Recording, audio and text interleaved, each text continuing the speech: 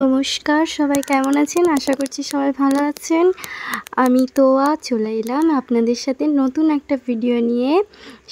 এতদিন আপনারা দেখেছেন মুম্বাইয়ের জীবন কাহিনী।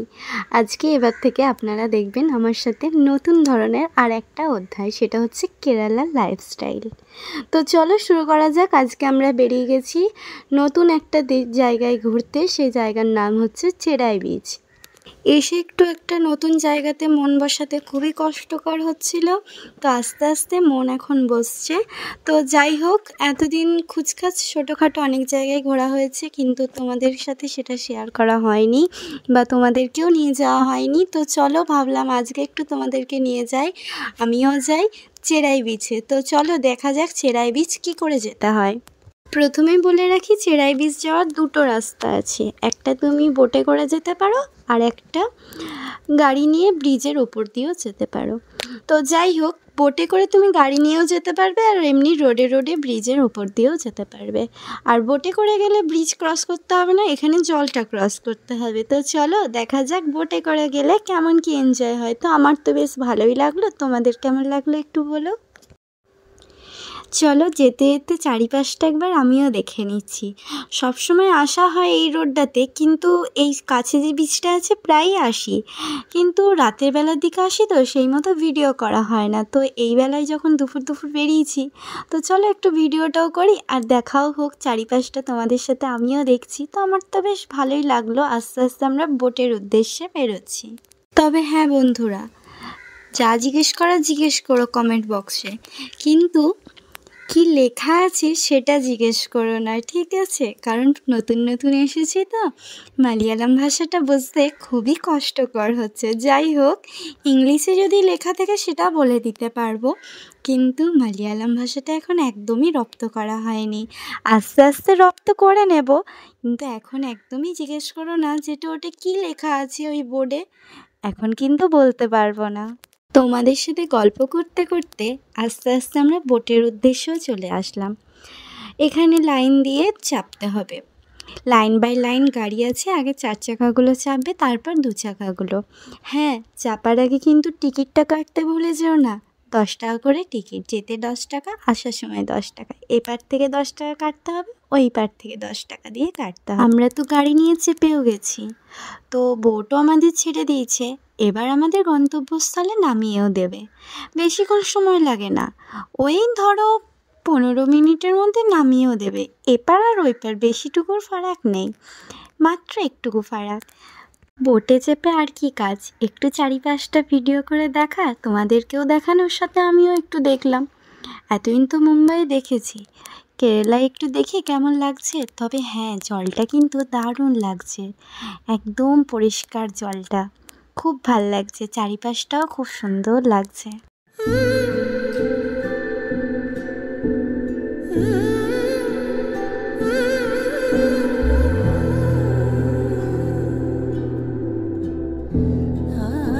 এবার বোটের থেকে নেমে গেলাম।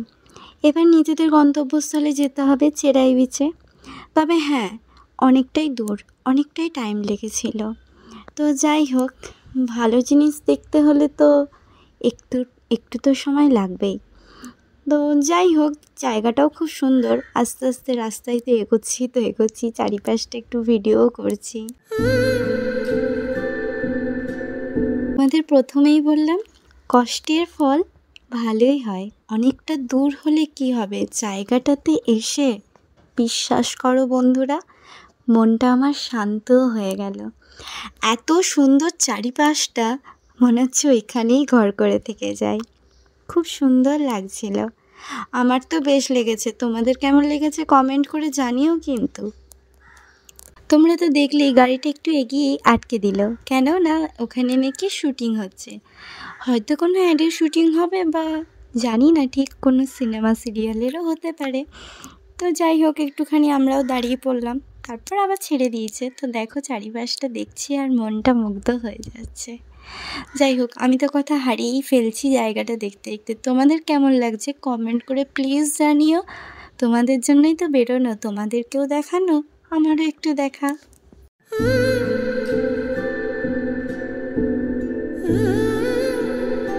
তো আমরা পৌঁছে গেছি চেরাই বিচে। ও ওদিকে গাড়িটা পার্কিং করলো, আর আমিও এদিকে একটু ভিডিও করলাম, তোমাদেরকে দেখালাম। বিচটা অসম্ভব সুন্দর। যাই হোক, বিচে এসেছি, একটু মস্তানি না মারলে হয়, ফটো ভিডিও তো করতেই হবে। তো আমি এদিকে ভিডিও একটু করলাম। বিচ থেকে ফেরার পথে উপরি একটা পাওনা হলো, জানি না, ওই যে প্রথমেই বললাম ঠিক বুঝতে পারছি না ওদের ভাষাগুলোই কী লেখা আছে। তো জানি না কি পুজো আছে, সব রকমই দেখছি সবাই সেজে বেরোচ্ছে, কেউ গোপাল সাজছে, কেউ কৃষ্ণ সাজছে, কেউ মা কালী সাজছে, কেউ আবার সরস্বতী সাজছে। যাই হোক, সব এক এক রকম এক একটা সেজে রাস্তা দিয়ে বেরোচ্ছে। লাস্টে দেখলাম একটা হাতি সাজিয়েছে, তো ভালো লাগলো জিনিসটা, দেখতেও ভালো লাগলো। তোমরাও একটু দেখো আমার সাথে, নতুন ধরনের একটা অ্যাডভেঞ্চার হলো। বলতে পারবো না ঠিক কী পুজো এটা, কিন্তু বেশ লাগলো।